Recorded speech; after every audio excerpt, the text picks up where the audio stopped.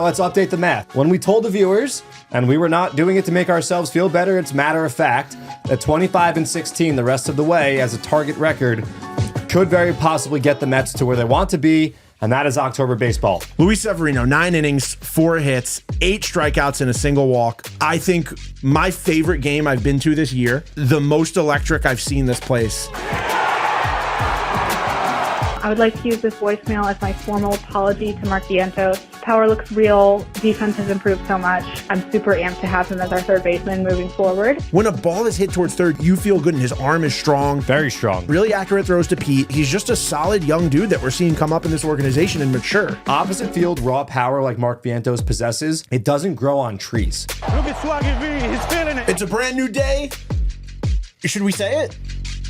I think we should say it. The Mets are back. The Mets are back. All around good weekend. And I'm not getting held up on the Sunday loss. Like, we're going to talk about the Sunday loss, but I'm not getting held up on it because the Mets are still back. Because Friday and Saturday, absolute vibes, especially at the ballpark. Even Sunday was vibes, but Mets are back. That's my license plate now. And he does drive. Let's update the math. A lot of you guys chimed in. You got involved in the conversation in our episode recapping the Athletics series. When we told the viewers, and we were not doing it to make ourselves feel better, it's matter of fact, that 25-16 the rest of the way as a target record could very possibly get the Mets to where they want to be, and that is October baseball. And the Mets take 2 of 3 from the Marlins over the weekend. Now that number is 23-15 the rest of the way. So only 8 games over the rest of the way is where the Mets have to be to get to the promised land of October. So a job well done by the Mets, like you mentioned, Vito. We're not going to let Friday and Saturday be ruined or overshadowed by a crazy game on Sunday, a game that the Mets honestly probably should have won when you look at hard hit balls and chances and all of those things. Sometimes baseball is crazy, you can't one-run get into games. that, though. You can't get into that because then you go back to Thursday and you say, that's a game they should have won. You go back to a few weeks ago, that's a game they should have won. But there are games that the Mets are putting themselves in position to win, and that's what you want to see. And it's the same conversation with RISP. Over time, in baseball, you lose games you should win, and then you win games that you should lose. The Mets lost a couple games they should win. Those things balance out. You guys will see the Mets have those balance out in their favor moving forward. So I think we should start this episode off talking about the pitching because the starting pitching this weekend was shut down. It was an incredible weekend for all 3 starters. We'll start off with Shea Manaea, who in baseball is the most starts, 7 innings pitched or more since the start of July. That's 5 starts with 7 innings pitched or more. Shea Manaea has just been, there's so many guys on this team that you could say were the steal of the offseason. Yeah. But at this moment right now, he's the guy you're looking at. Every week he goes out there. Every time he goes out, every 5th day, you're like, this guy is, you feel good. You feel good right here. You don't have that agita. He was just an incredible addition by this Mets front office. I remember the morning when we all woke up because the news broke late. I think John Heyman had the scoop of the Shea Manaea contract. And I think a lot of people said, okay, yeah, this is a steadying force in the rotation, a 3, a 4, a guy who was used out of the bullpen by the Giants. But he's been top of the rotation quality. Of course, we talk about with other guys that are in the clubhouse and the dugout, and we've gotten to know Sean a little bit. A top flight guy, an ace of a guy. The handshakes and all the camaraderie. Rally cap. He had the rally cap on today. Rally cap didn't work out quite. It seemed like it was starting to juice. Oh, it was bubbling. It was bubbling. Yeah.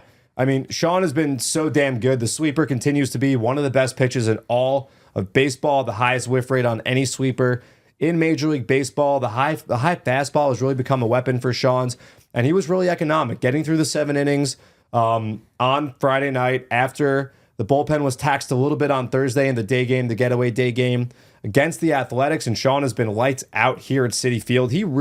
He's a showman. I think that's a good way of putting what Shea Manaea is. He loves pitching under the bright lights here at Citi Field. Friday night, and I know we're trying to talk pitching first, but let's just talk about Friday, dude. So there was a stat. I don't know if you saw this. This went on the board. Don't crush me. I know you guys always like to make fun of the things we put up on the scoreboard. But after Jeff McNeil and Brandon Nimmo both homered on Friday, I looked because it just feels like every time the black uniforms are here and DJ Night's going on, presented by New Balance, and we got the pyro pumping left and right, the boys in the dugout are they're feeling it. They're on fire. The Mets are slugging as a team over 500 on Friday night home games. And I said this to you on Friday night that I have my own theory that I think, so on a fireworks night, John orders extra fireworks. So There's 5 I spots. pay for it myself. There's 5 spots for fireworks if the Mets hit home We runs. got 5 on that home night. runs. And I feel like the guys on the team, I think there's an extra motivation there. I think like you want to see fireworks. Like you want to hit a home run and look at the apple and see the flames go off. And then you them. want to see the smoke lingering. The smoke lingering is a sign to the pitcher that he done messed up. And I think it goes back to like OMG night. Like the players went out on a mission that night. Like, oh yeah, like we could tell you the players, like that was a game this team wanted to win badly. Every man on that locker room wanted to see Jose Iglesias go out and sing.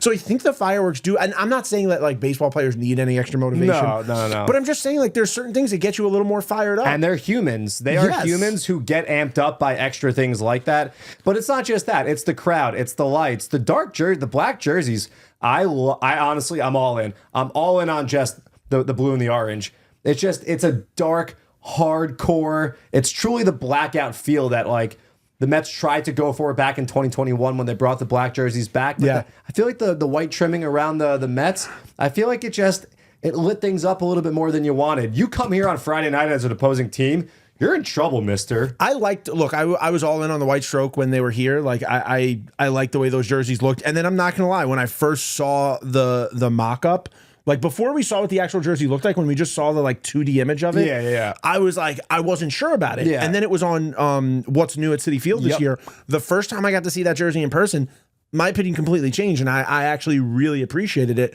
And I'm still deciding which player to get because that's like now an open spot in my rotation. Yeah, no, it's you sick have jersey. you have a Candelita. I got Candelita. I have Brett Beatty as well. So it's just, I mean, shout out to all the Mets fans who were here on Friday night. We'll get more into vibes later on in the show. Yeah. Why don't we talk about Paul Blackburn right now? I know that's not the order, but I mean, we're going to give Sevy, we want to give Sevy some time. Yep. So we're going to talk about Paul Blackburn right now. Paul Blackburn, 3 of his 4 starts as a Met, quality starts. Paul Blackburn is a guy who we got a chance to speak to him, and he is somebody who's going to come in. He's not going to strike out every single guy on the other side, but he's going to induce a lot of ground balls. You're going to see a lot of balls put into play, but they're easy outs. And, he put Mark Vientos to work today. He did. I mean, but that's Mark what you Vientos want. looked great, dude. Like, oh yeah. What can you not say about Mark Vientos as far as like being the Mets' everyday third baseman? That kid has worked so hard, and he looks so good. Like when a ball is hit towards third, you feel good, and his arm is strong. Very strong. Really very accurate. Strong. Very strong arm. Really accurate throws to Pete.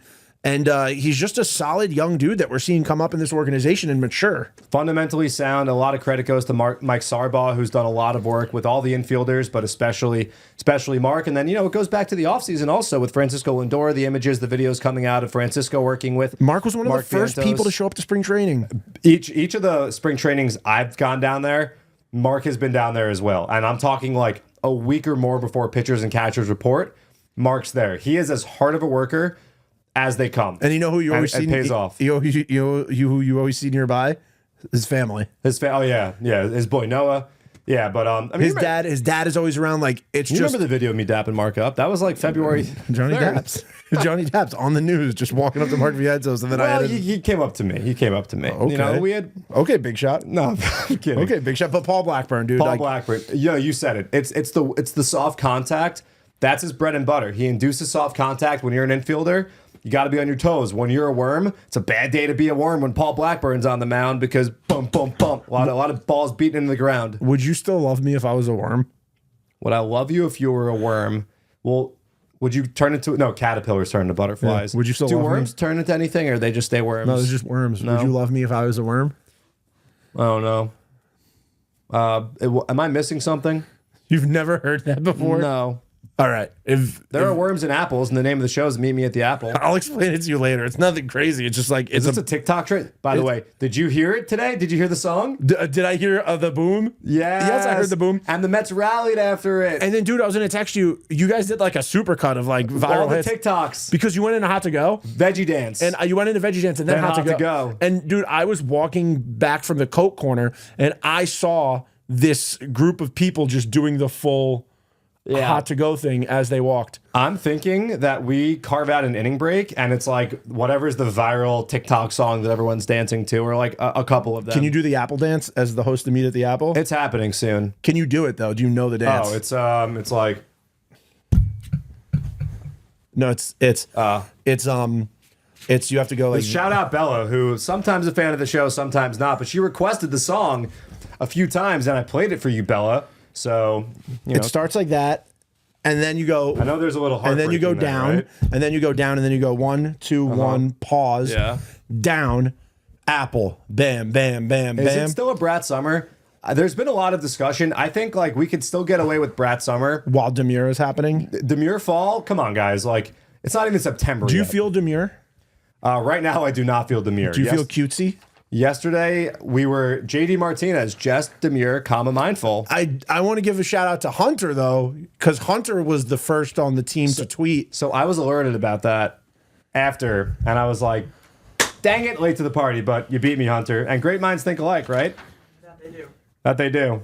That's a nice voice you got there, but this is the first time we're hearing Hunter's voice on the podcast. It's a solid voice. That's a good strong voice. You're welcome. You're welcome. But yeah, so Paul Blackburn, great start. Now let's talk about the entree. Let's talk about the main course of this weekend. That was Saturday. That was the Luis Severino start. Luis Severino, 9 innings, 4 hits, 8 strikeouts, and a single walk. And I think my favorite game I've been to this year, and the most electric I've seen this place. And I mean, look, there's been electric days. Like the Yankee rain delay this year was incredible. Yeah. But that game was special because you don't see complete games anymore. Complete game shutouts you rarely see. And like that game, like there wasn't a rain delay, but the weather got pretty bad. There was a 10-minute delay. You saw people leave. Yeah. And Or move to try to seek shelter. And like the crowd was still so invested and so into it. And you know what? I'll play. I was at the game and I took a video because like the sound of the crowd was so incredible. Just hearing everybody like go nuts for Sevy, like the Sevy chants. And then this is the moment. The final out. Like, dude, this place was awesome. It was such a fun game to be at. And the storyline of that day, like before I go into the 8th inning and the 9th inning, is there anything you want to say? I look at that game and I was, for some reason, I just couldn't help but feel as if, and I was at Shea Stadium for this game that I'm going to compare it to. It reminded me a lot of game 161 in 2008 when Johan Santana threw a 3-hit complete game shutout, which, by the way, it's just a shutout. We don't need the complete game. A shutout is a complete game without a run allowed. But it reminded, you don't like to say complete game shutout? No, just shutout. You don't need a complete game. A shutout is 9 innings, no runs. Okay. Yep. So it was a topic of conversation before the game today. But it reminded me of that. And I think there are just some probably like not really necessary comparisons to make. But number one, against the Marlins. Number two, the fan base really thirsting for a victory in a playoff race. Obviously a little bit different. That was the penultimate day of the season. This is, we still have like 35 games to go or whatever. That was a 3-hitter. This is a 4-hitter. Dreary day, late in the game. You're not sure if the guy's going to go the whole way.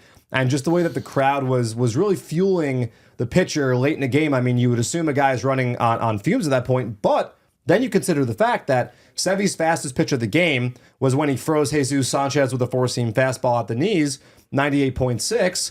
And he threw some of his fastest pitches of the season yesterday. And that made me wonder, if you go by month and look at his 4-seam fastball velocity, and a lot of people were kind of worried possibly because Sevy hasn't thrown this many innings in a season in quite some time. Yeah. He's had injury issues. We all know about that.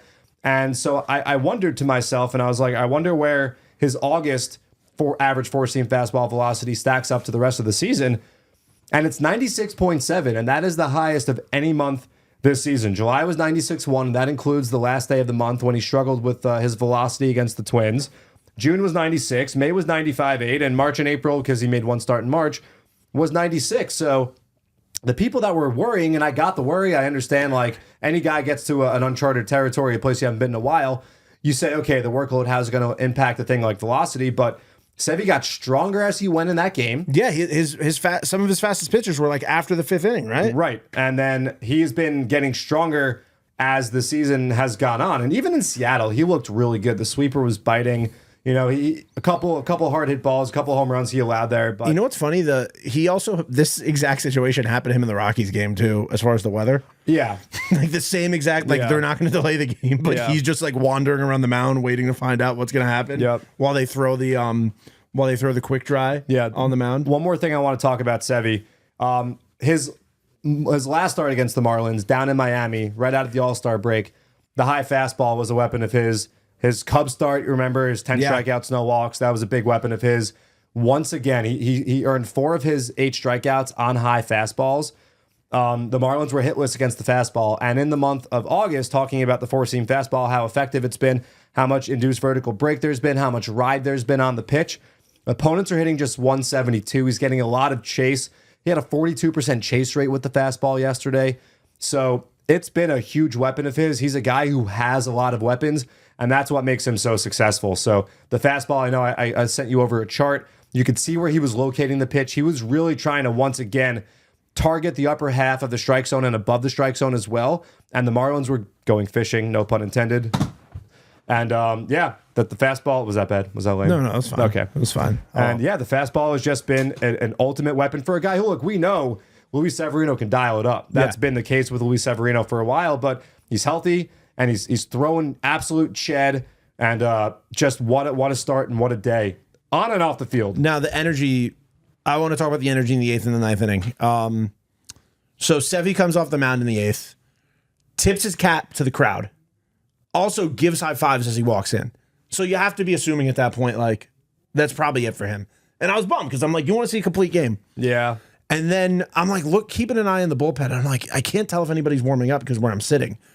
And then inning changes over. Sevy, nobody walked out for like a prolonged amount of time. I see the bullpen gate open up, and Reed Garrett walks out. And I was like, oh, okay, I guess they're gonna go to the pen. And then I'm like, wait, Reed Garrett's wearing a hoodie. I look down to my left. I see Sevy like pop out of the dugout and start running. Nobody in my section realized it yet. I started screaming, going nuts. Then my section got loud because they realized Sevy was going out there. And then that moment when Mendoza came out there to take him out, and Mendoza talked about it in the press conference. He said, he was like, look, I heard the crowd. He was like, you don't want to react to what the crowd is doing, but I saw the look in Sevy's eyes, and this has happened before with Sevy and Mendoza this year. Like, Mendoza and Sevy have a trust. And I think all the pitchers do. I mean, Quintana, back in April with Wilson Contreras, and that worked out as well. But it was a special moment. Like, it was just a really special moment. The game, it was OMG shirt day. You could have gotten this shirt if you were here. And there's another OMG thing coming on, John. I got you one as well. Oh, wow. It's OMG Foam Finger on Tuesday. So you got to come on Tuesday. It's a special ticket offer. You can go get this at Mets.com/tickets, but you can literally get one of these. And it goes on your hand like that, or you can hold it like this, but this is sick. And I mean, I'm sure a lot of people are going to be showing this on Tuesday night. You got to be here. So you, I guess, didn't see this because you were in the stands. I was in the control room when Lindor hit the leadoff home run on Saturday. Yeah. And Sevy's pitching, so he's on an OMG duty. And for some reason, I don't know if Sean was somewhere else when the home run was hit. David Peterson. I saw. Dude, I really want to talk to him, and I want to ask him about this. He's doing a... I was like, what is going on? Oh, wait, I have a question, because I saw... Did he... During OMG Cam. He did that later, too, right? Or did you replayed it?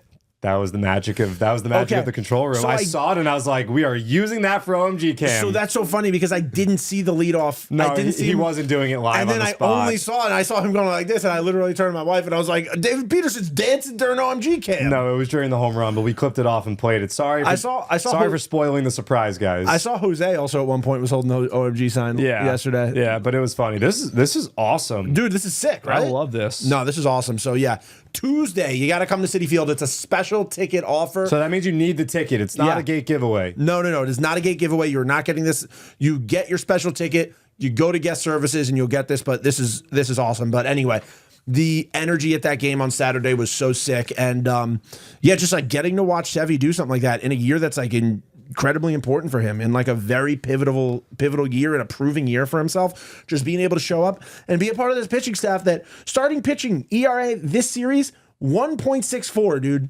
Yeah, no, what can you ask for more from your starting rotation than that?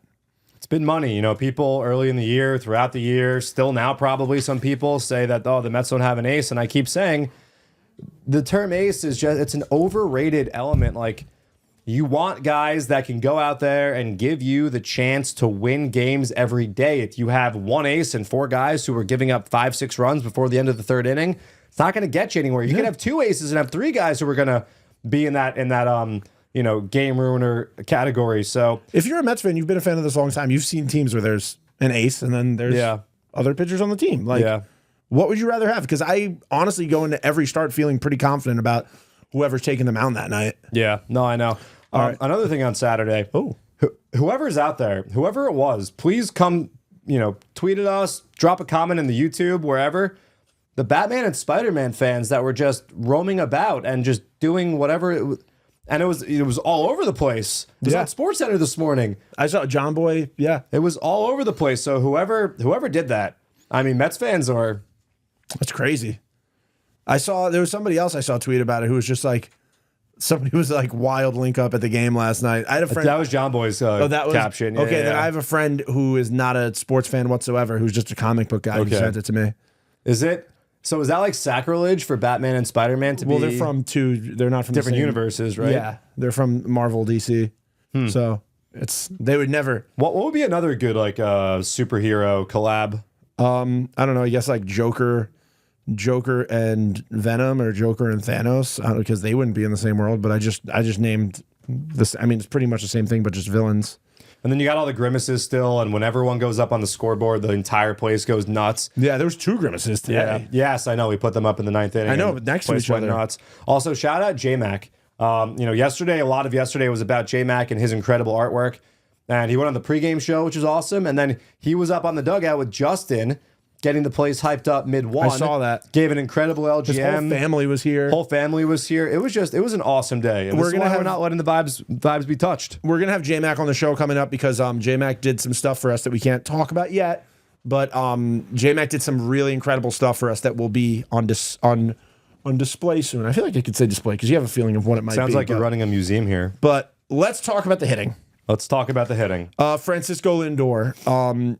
A lot of talk about Francisco Lindor going into this game because NL leader in F4 going into this series. Going into this game today on Sunday. And a lot of people fired up about that. And Francisco Lindor looked fantastic today. He did. I mean, the ball he hit in the 9th inning also plays in once again to the Mets kind of having some hard luck throughout the game. 101 off the bat. Launch angle, I think it was 29 degrees. Like that, those are home run metrics. Yeah. And it was a ball that's gone in 5 parks.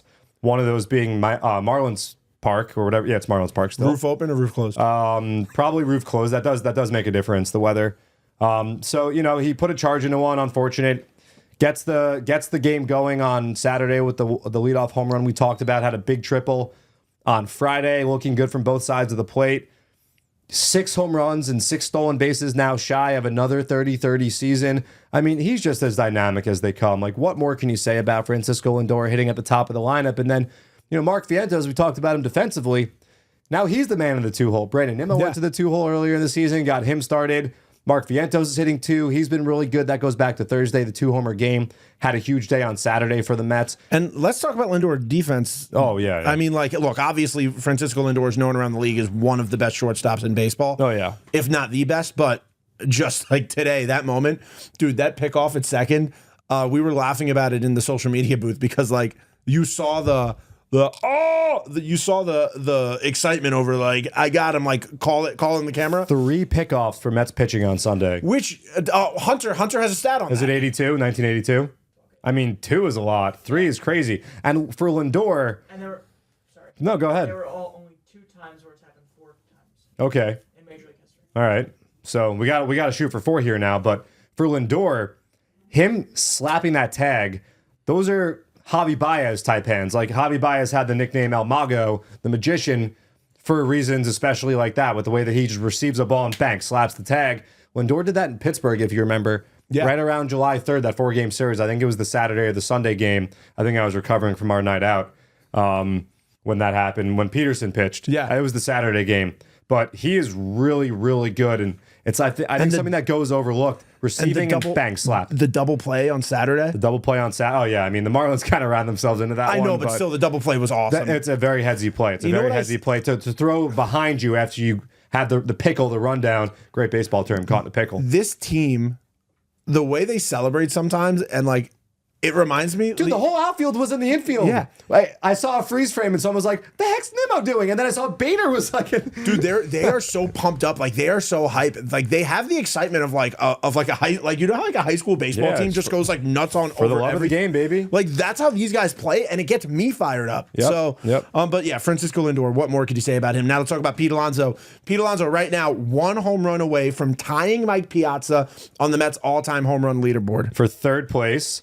For me, my humble opinion, just watching Pete Alonso over the years, when Pete Alonso is hitting with authority to straightaway center field and he's using really the right side of the field, that's when Pete's swing is going well. He hit so many home runs to the right side of the field when he was a rookie, when he hit 53 home runs in 2019.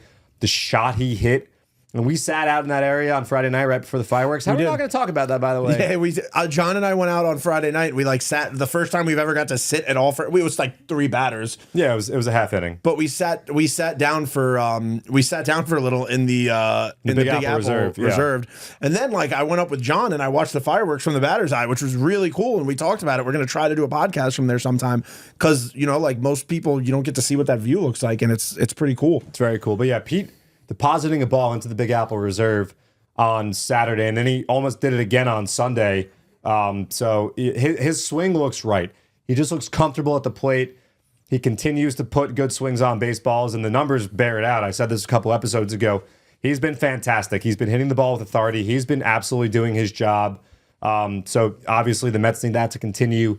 Pete to keep hitting for that power, but he's been so good, and hopefully he can keep it up against the Orioles when they're in town. But yes, 219 career home runs. Mike Piazza had 220 home runs as a Met. So fingers crossed Pete can get it done right here at Citi Field with the Orioles in town. So the Mets fans can give him his due. And we have a graphic ready. But, it's funny. Spoiler.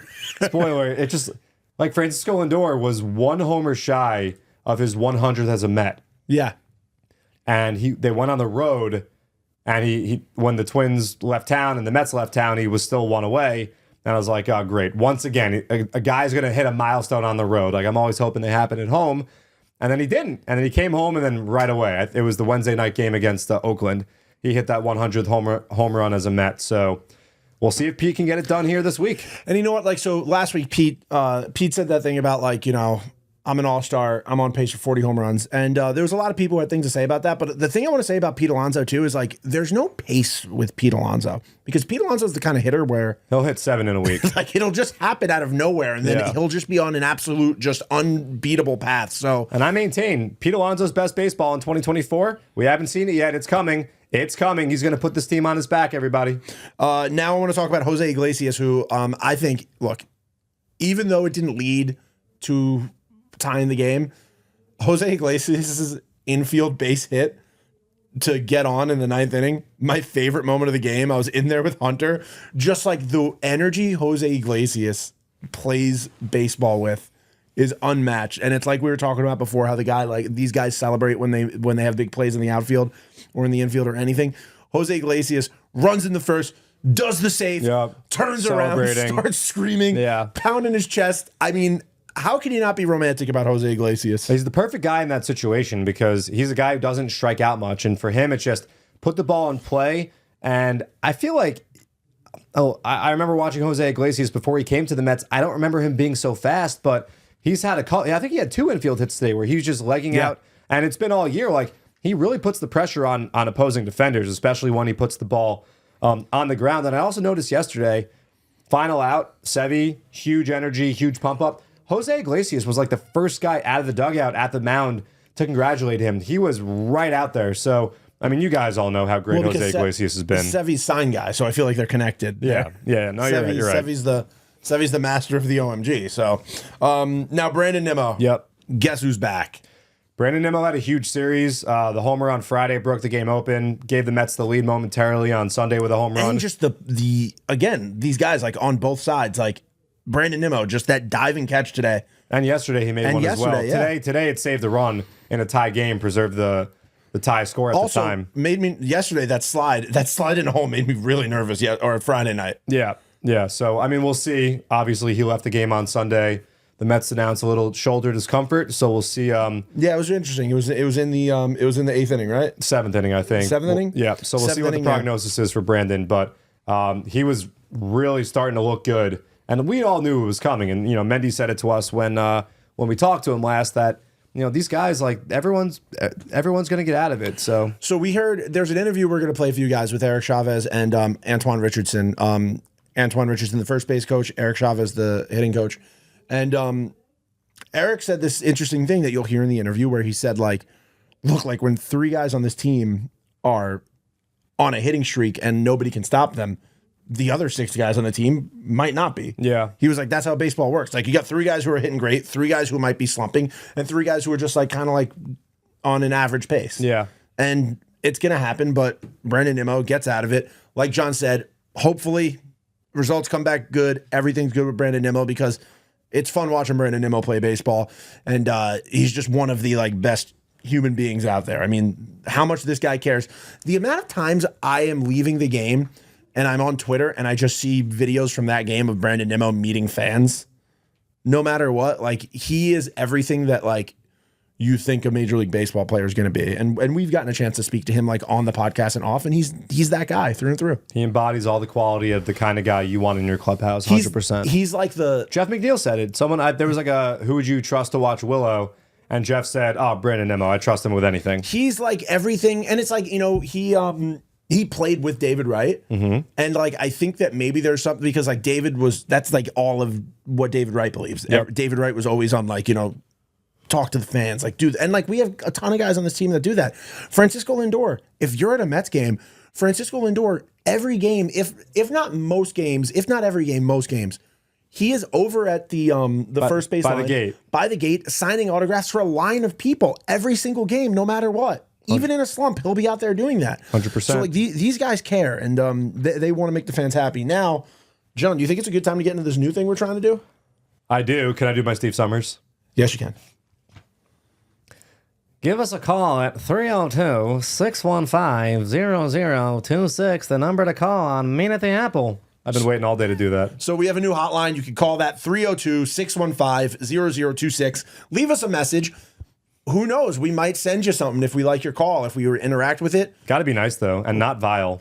And try to keep it short, okay? We're going to let these ones fly at what they're at, but let's try to keep it like 30 seconds or less so we can like get more into an episode. Hunter's on the other side of the glass right there. All right, phone booth operator Hunter, what's our first call?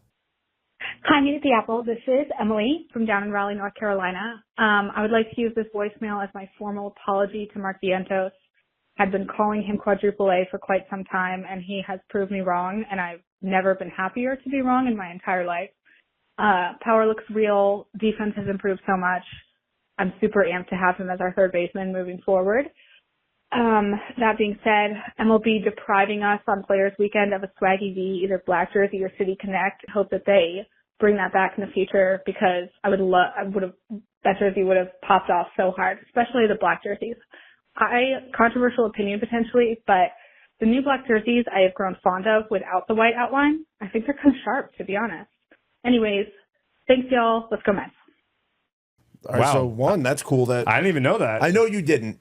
So John didn't know. I screened the phone calls. Like I have to check on what's going on. Yeah. So when we were talking about it before, if you saw my face, I was like, John doesn't even know the phone call that's coming later. Didn't know that. Well, thank you, Emily. And how do you want to react to Mark Vientos' apology? I think it's great when someone can say I was wrong. There are 3 words I don't like to say. If you catch me saying them, you really know I screwed up. Vito can attest that.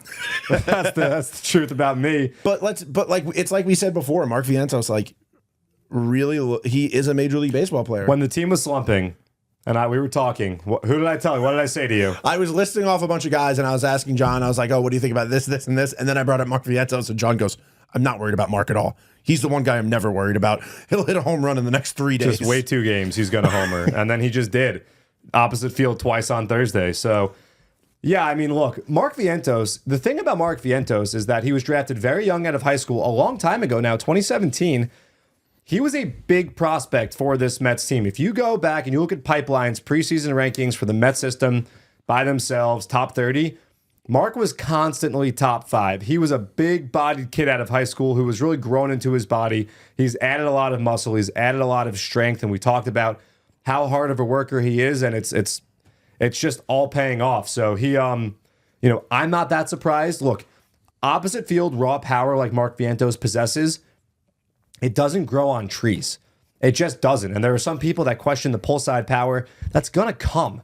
As he becomes more comfortable in the major leagues, which he is now clearly, and he's not the new guy anymore, and he starts to face guys that are the new guy, and he's the one who has the experience and the advantage in that category. Eventually, it's your third year, your fourth year, and you know the ropes and you know what you're doing.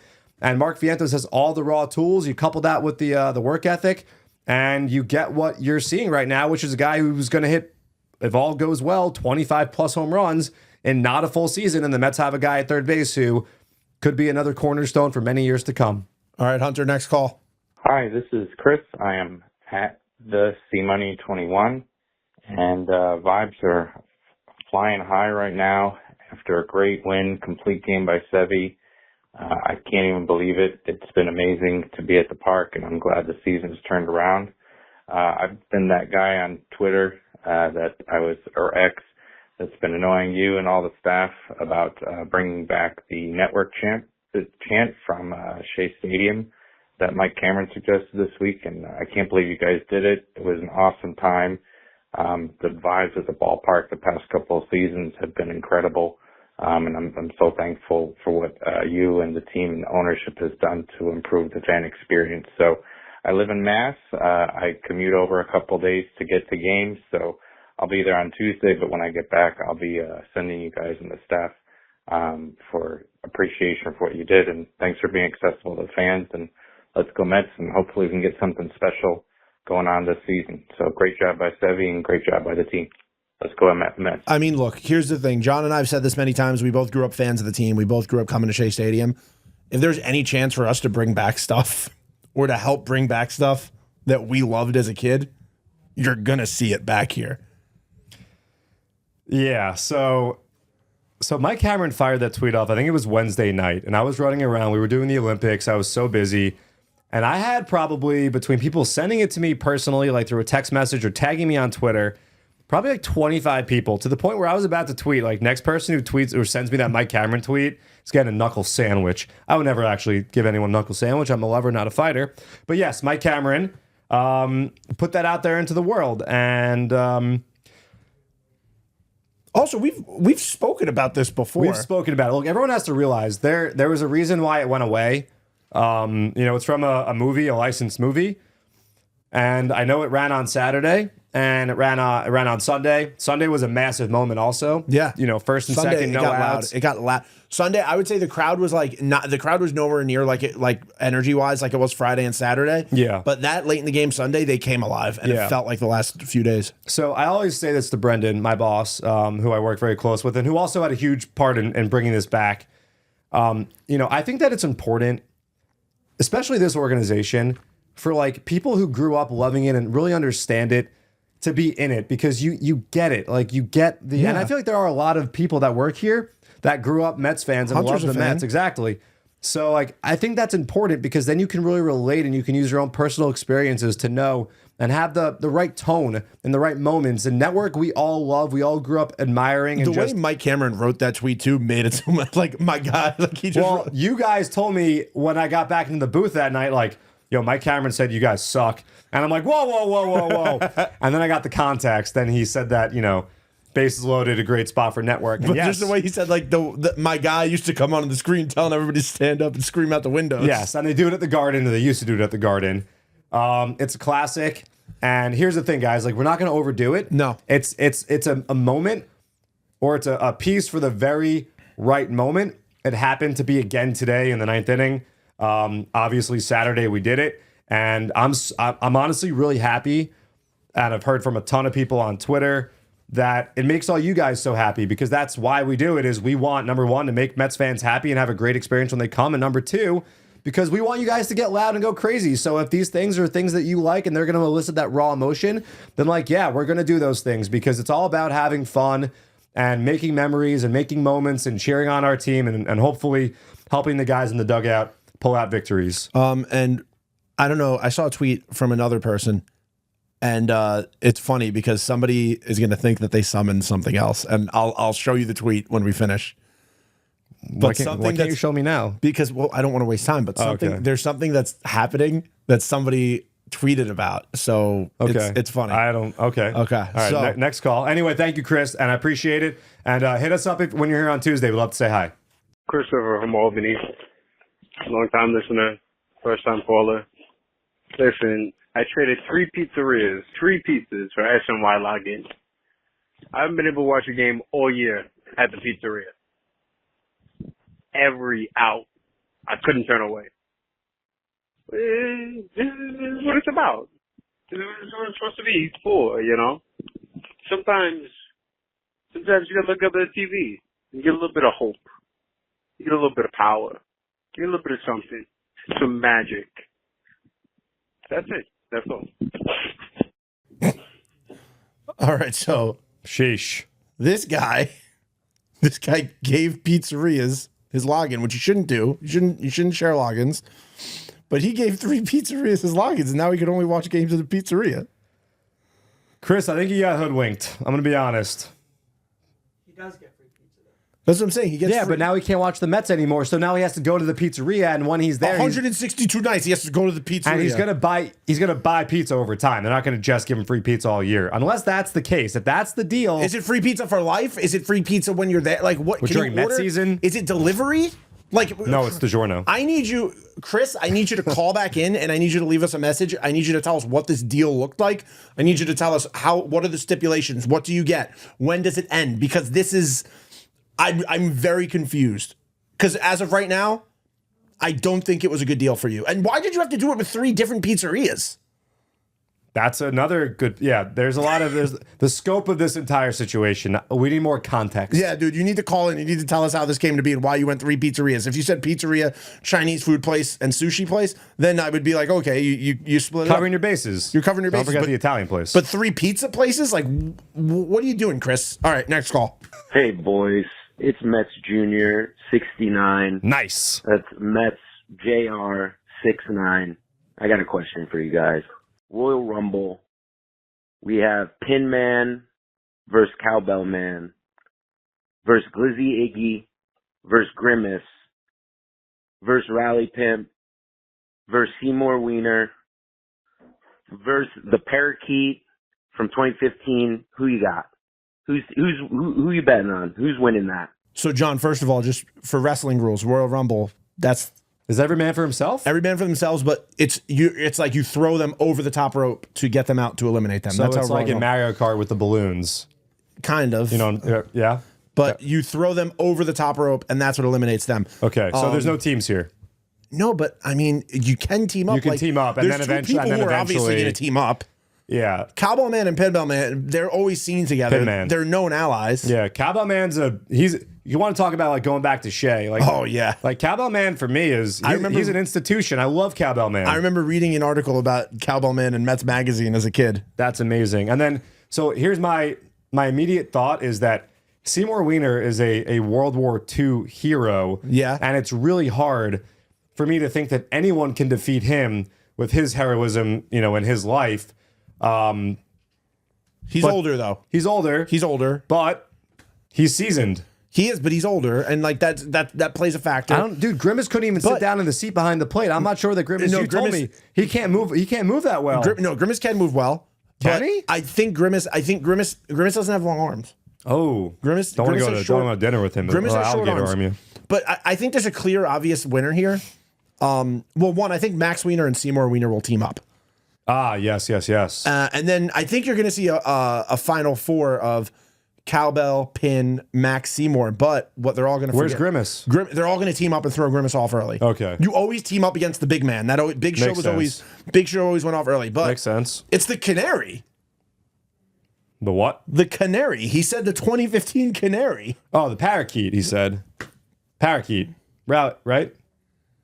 He did say Yeah, it was the yellow, it was the neon guy. Yeah, the 2015. Well, he could fly. It's exactly. So Time he gets thrown over the ropes. He's there's no back in. throwing over. He just flies up, and you can't know it. Once you get thrown over, you're out though. But you have to hit the floor. So if it's the parakeet. He'll just fly around and wait, and then It's the parakeet. All right. I mean, I was gonna go with Seymour just Wait, because Glizzy Iggy was in there too, though. Glizzy Iggy was in there. So Glizzy Iggy could jump up and eat the parakeet. Nah, Glizzy Iggy can't get up that high. I don't think. And Glizzy Iggy eats glizzies, and Max Wiener and Seymour Wiener. So I mean, Mets Junior 69. That was Mets Jr. Sorry, 69. That was a well thought out question. Excuse me. I'm going parakeet. What are you going? I'm going Seymour Wiener. He was the first of the many, and I just have a soft spot in my heart for Seymour Wiener. I have a soft spot in my heart for Grimace, but I'm not. I know you do. But you know. I'm betting with my heart, not my head. Okay. Well. All right. Mets JR 69. Thank you so much. See, look. I don't recommend doing it, by the way. Wide spectrum of calls. Call us with real stuff. Call us with scenarios. We don't care, guys. Thank you for listening, and we want you to come to the park because we're going to mention it again. OMG sign, OMG foam finger Tuesday special ticket offer, Mets.com/tickets. This is not a gate giveaway. This is not first 15,000. You got to buy the special ticket to get it. You can put it on your hand, You could hold it like David Peterson. or you can hold. So come to the game. You can follow us on Twitter at Vito F. Calisi, at JMB9191. Thank you all for listening. And look, Monday, Tuesday, Wednesday, 3 humongous games versus the Orioles. Humongous. Let's see some fans here, and let's send the boys to the West Coast feeling good. Once again, the math moving into the Baltimore series the rest of the way. 23-15 over the last 38 games. Gets the Mets where they want to be. You guys keep the faith. We'll talk to you soon. We'll meet you At the Apple.